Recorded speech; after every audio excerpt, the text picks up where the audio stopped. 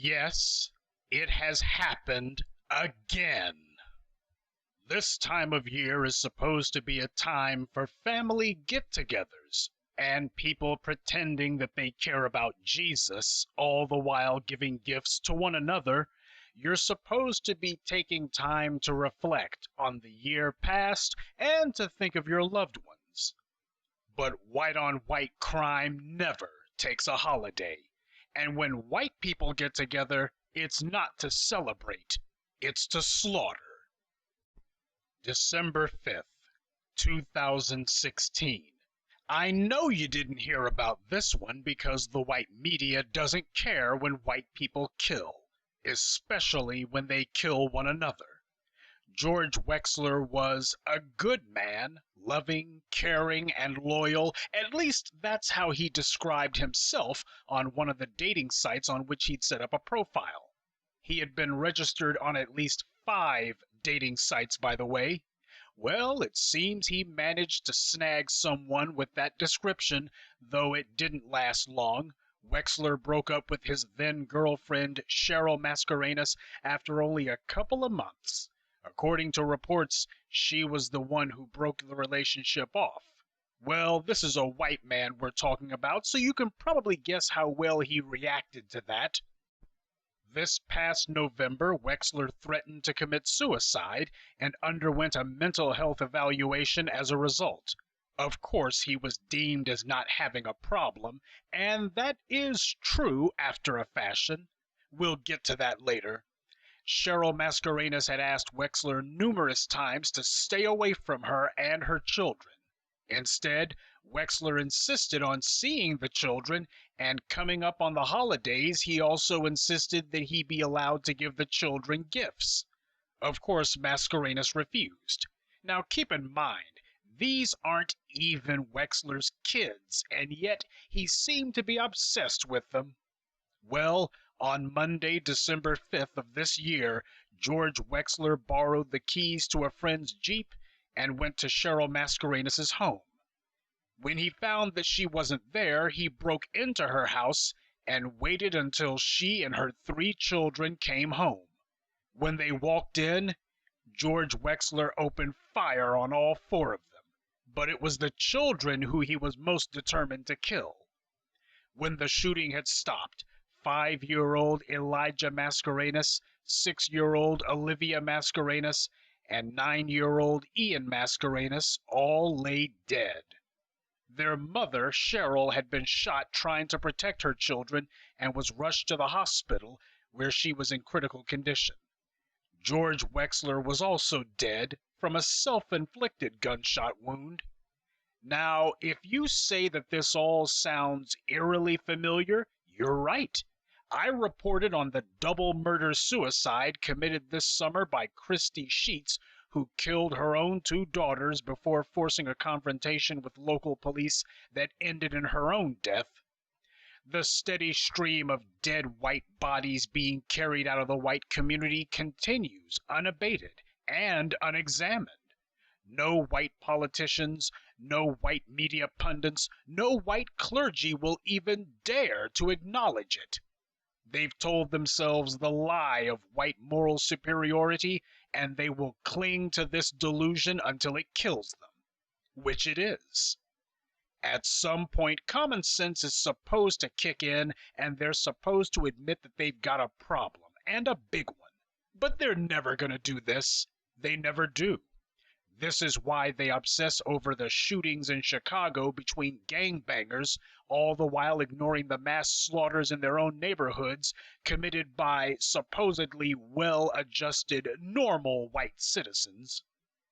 None of this should have come as any sort of surprise. Weschler fits all of the warning signs. White male loner. White male alone means that he should have been under 24/7 surveillance. He had been a corrections officer some while back, though don't expect to hear the white media or the white police make hay out of that. Blue lives only matter if a black person kills them. Meanwhile, as I told you, suicide is the #1 cause of death for those in law enforcement. Another inconvenient truth that the white population chooses to ignore. And you won't be surprised to learn that, like most white people, George Weschler had a criminal record of violent offenses that included aggravated battery, harassment, and stalking. According to reports, Weschler had punched his own brother in the jaw, breaking his teeth. In 2002, Weschler stalked a previous girlfriend, sending her an email that said, "I hope you effing die, and you're gonna pay." And he even sat outside of this woman's place of work, watching her through binoculars while armed with a gun. That last stunt got him a sentence of just 1 year in jail and 6 months probation. Oh, and he was ordered to take anger management courses too.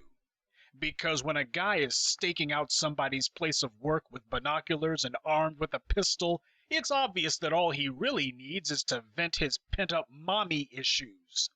Who cares that he was clearly about to murder someone? Who cares that this white male was becoming predictably more brazenly violent, as they always do? He's white, and because of that, the most important priority of the law is that his life never be disrupted by any efforts to safeguard the public from him. Under white supremacy, the so-called authorities bend over backwards to make sure that no white person is ever made to pay for their crimes. It's so ordinary for them that they've turned white immunity from the law into a routine administrative matter. Now, you would think that after having been caught and released for stalking a woman with a gun, someone would have been punished after this slaughter. But they're not.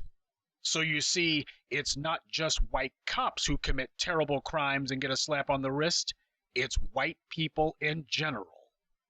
A white man, former law enforcement, and a hefty criminal record.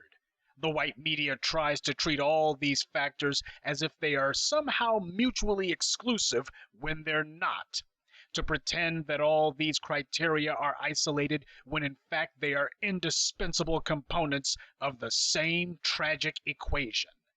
There is no other demographic in the country whose criminality can be demonstrated with such predictable consistency. I showed you from the FBI's own crime stats that as white people get older, they become more crime prone. Meanwhile, blacks, as they get older, become less crime prone. George Weschler was 45, and the years had made him more malignant, not less. This creep was the product of his environment, all right, and that environment wasn't Albuquerque, New Mexico, it was white culture. Because all cultures are not created equal. Some cultures are uniquely dangerous. Some cultures are prone to psychopathology, routine barbarism. Some cultures make sociopathic behavior something to be aspired to. Some cultures make it a point to view violent behavior as strength and to make excuses for being callous toward others. When you place the willingness to commit violence at the top of your totem pole of values, you can't then act surprised when the majority of your group decides to act this valueless system out. Black people need to get past this idea that white people place the same value on human life that we do, because they don't. White culture indoctrinates an entire ethnic group to believe that they are infallible, to think that they're owed something by the entire society, that they're victims, when in fact they are the society's primary victimizers. And spare me with the deflection that there is no ethnic component to all this. When a set of behavior goes on for millennium without change, without pause, and without examination, then you are left with no other logical conclusion than that this is the nature of a thing. Doesn't matter if it's some trailer trash Tracy in their single wide getting high on heroin, or an esteemed Catholic priest, or John DuPont, the mega-millionaire heir to the DuPont family fortune who murdered a man solely on a whim. Neither money, nor education, nor social status stops white people from acting out their barbarism. This is why they obsess over trying to characterize any black man accused of wrongdoing as the trial of the century. Education and social upward mobility are universally seen as things that make people more temperate and civil, which is why they're so lauded. And with black people, this almost uniformly is 100% successful. But with white people, it's not. There is no tax bracket, no academic achievement, no amount of social rank that a white person can have that will stop them from acting out their violent tendencies. In fact, the richer they are, the more accomplished they seem to be, the more respected they are in the community, the more eagerly they tend to pursue these deadly fixations. Of course, if this white psycho hadn't been able to get access to a gun, then these 3 kids would still be alive. But the problem is far bigger than that. White males are obsessed with controlling everyone except themselves, and that includes white women. So, if they have to choose between preserving white women's lives and reserving some perverted right to kill, they'll always go with the latter. No questions asked. That's not even a debate in their minds. Preservation of life may be your top priority, but for them, controlling others through violence is the top priority. And it trumps everything, including the lives of their own children. Because the ugly truth that neither the white media nor the white police want to admit is that George Weschler wasn't insane at all. In fact, he wasn't mentally disturbed either. He's just like Dylan Roof. White males don't go on mass murder sprees because they're oppressed or mentally ill. These are the lies white people tell themselves and everyone else so that they can try to hang on to the long-rotted lie that they are normal. White people are coddled and pampered and insulated from all criticism and self-examination. How can those who have everything and are never challenged or questioned be deemed as mentally ill? They're not. This behavior isn't some aberration at all. It's standard operating procedure for people who are immune to all social norms because they as a group have made it their culture to enforce that immunity. White people are 70% of arrestees, yet white males are only 37% of male prisoners in the U.S. George Weschler was one of them on numerous occasions. Now, had he been punished instead of repeatedly released, had he been monitored instead of ignored, then none of this would have happened. But white males are never punished, they're never monitored. Under white supremacy, the highest ideal of society is that white males never be inconvenienced for anything. While I don't blame Cheryl Mascarenas for this, I do have to wonder where the father of those children was at while all this was going on. The white media certainly never asked this question. Now, when domestic violence happens in the black community, or violence of any sort for that matter, the white media can always be counted on to tout out their old, rusted narrative, trying to link any particular crime in the black community to black people as a group. We see the white media asking questions of everyone in the black community. In fact, we see the white media asking questions of everyone who is black. Any crime in the black community is immediately turned into a racial issue, and the white media tries to twist it into a blanket indictment of the black race as a whole. Yet when white people commit crimes, it's ignored or treated as a freak isolated event when it is neither. I take no glee in that 3 children were murdered, but so long as white legal immunity remains the highest law of the land, these types of tragedies will continue, and they will also continue to be inevitable. White culture has made it so. Yet another white community is left grieving, and yet another group of white local misleaders tries to make the issue about guns or domestic violence when we all know the real issue here is the inherent white violence that is endemic in the white community. A group who believes they can do no wrong and never have to face up to what they do and what they are because the white media is always running interference for them to distract them with what's going on one particular weekend in Chicago, or to offer a ready-made raft of deflections and excuses that puts the focus on everyone and everything except themselves. Where were the white courts at? Where were the white politicians, the white media, the white police, those who are supposed to protect the young? No doubt busy lecturing black people about pulling their pants up. These white people don't care about these kids, because if they did, then they would finally hold white people accountable when they break the law.